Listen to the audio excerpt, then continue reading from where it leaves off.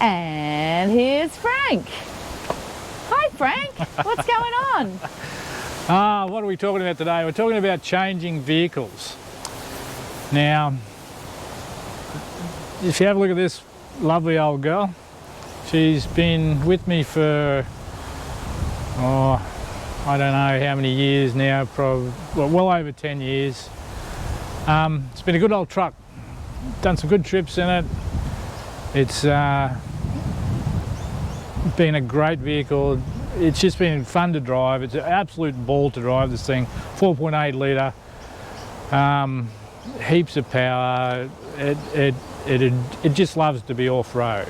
She likes it. And yes, we've done some good trips. We've been out to Strzelecki Track and Fraser Island and all sorts of places, too many probably to go through. But it's time for a change.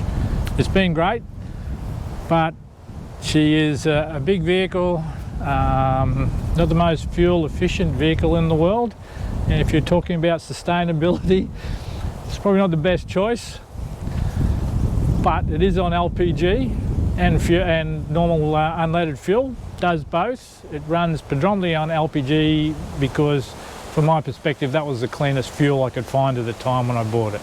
So LPG is a great fuel. I don't know why the government doesn't support it more, because it is very low emissions. It's heaps lower emissions than standard unleaded or and diesel. So it has lower emissions from the exhaust. And runs perfectly on LPG. You know, it's been great and must have saved me thousands and thousands of dollars in fuel.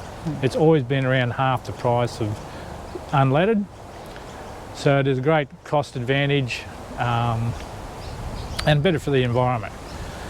But it's dual fuel, so it runs on both. It has a big reserve tank of unleaded as well.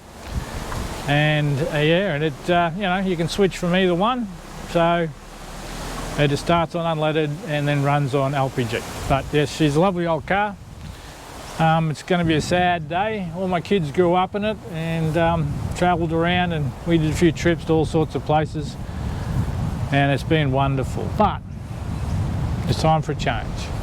We want to do a circuit later on in the next 12 months or so around the country, so we would like something that's more fuel efficient, which is better for the environment.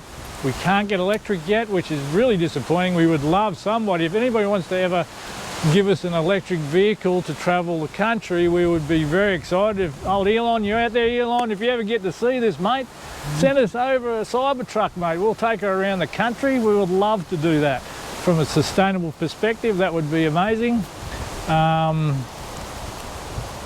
Don't know if that's ever going to happen, but it would be good. But now the change is the D-Max. So this is a 2021 model, partially fitted out for travelling, still got a fair bit of work to do. Beautiful truck. It's had a few issues. I'll talk about them in another video, but you know, I've been working with Isuzu to iron some of those things out.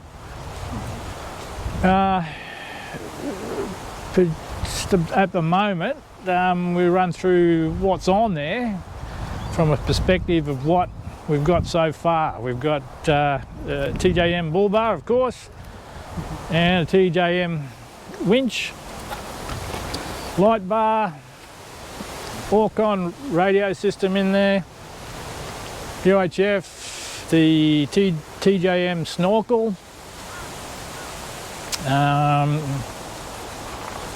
all going fairly well at the moment. The sidebars and the side steps are on there, and we have a special bar that come out for this model because of all the sensors in there, especially all the safety sensors, which are really good. So it's got a lot of safety, built-in safety options, which is fantastic. There's a rather large replacement bar for what was a pretty average back bar on these things when I first got it, because that bar was made out of plastic and looked really flimsy. This bar probably should be on the what do you call it? It's not the tray back, the tub version of this, but it does give a lot more protection to the back end, and it also comes fitted with the tow bar as well, which is a good all-round package. Plenty of strength. There'll be a toolbox in here, of course, eventually. The toolbox I've got at home just haven't been fitted yet. Yeah, so we're getting there. Canopy's on. WN canopy, NW. Being dyslexic, always get around the wrong way. Roof rack, which will hopefully fit the tinny we're going to get and slide up on top. On the back, jerry can holder, ladder, spare wheel carrier, drawer underneath for all the bits and pieces, especially tools and that. And yeah, it's been slightly extended to customise to carry the bigger roof rack, because it's a 2.4 metre roof rack, which for me is great for work. There's ladders and sheets and so forth that I use every now and again. And yeah, pretty good. I'm not going to get inside the thing because inside is full of tools, so nobody wants to really see all my rubbish in there at the moment. The next job is to get this fit out the internals of it with fridges and drawers and so forth. That's a job to come. Not much else you can say about it from a perspective of what's on there. So it's already got the Red Arc Tow Pro in there. That's set up.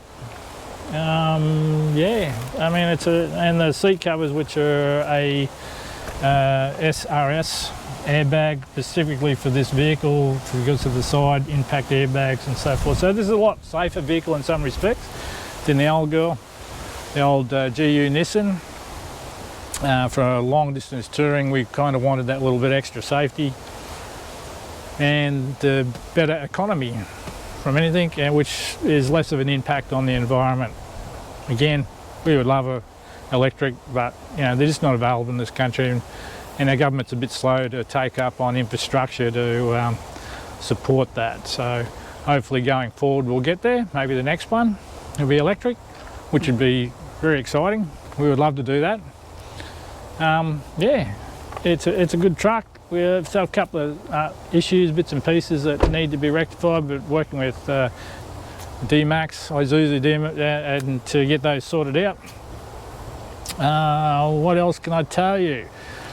Looking for some good internal fit out ideas. If anybody's got any, you know, please add to the comments and send them through to us, because not sure about whether we go for an upright or fridge slides and drawer systems and all that type of stuff. We've got plenty of ideas, but no real finalised plan of how that's going to look. Definitely be taking a tinny because we want to show people the coastline and the impact that plastic and the rubbish that's getting into the ocean is having, and a good way to do that is by getting in a boat and having a look around, and you can see a bit more of the coastline that way. But yeah, that's her. Getting there. A bit more to do. I don't know what more I can tell you. Any suggestions, Shaz, anything? Yeah. Oh, I think you've covered everything very well. All right. So pretty much that's her. And next stage will be whatever else we put into. Oh, sorry, there is some other things. It is going in very shortly to McCormack's at Sandgate for a suspension refit. So it'll get a GVM upgrade to 3,450 kg.